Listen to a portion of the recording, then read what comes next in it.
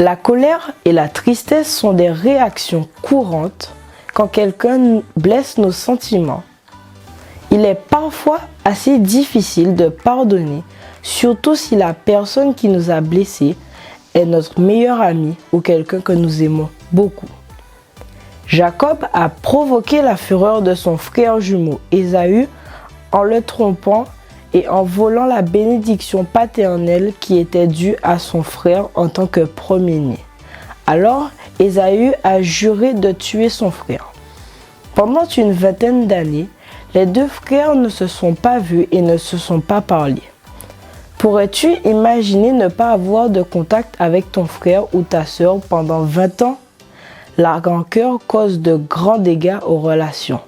Mais cette histoire a eu une fin heureuse. Ésaü a pardonné à son frère Jacob et un jour ils se sont réconciliés. Bien que Jacob craignît ce qu'Ésaü ferait quand ils se rencontreraient, Ésaü courut à sa rencontre, il se jeta à son cou et le baisa, et ils pleurèrent. Genèse 33, verset 4.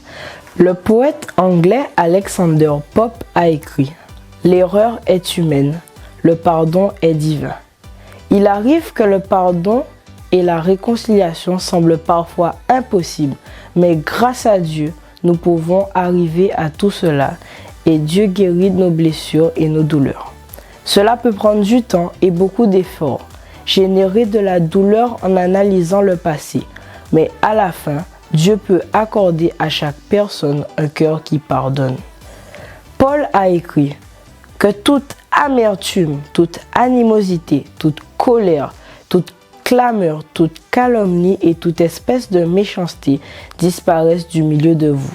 Soyez bons les uns envers les autres, compatissants, vous pardonnant réciproquement comme Dieu vous a pardonné en Christ. Éphésiens 4, versets 31 à 32.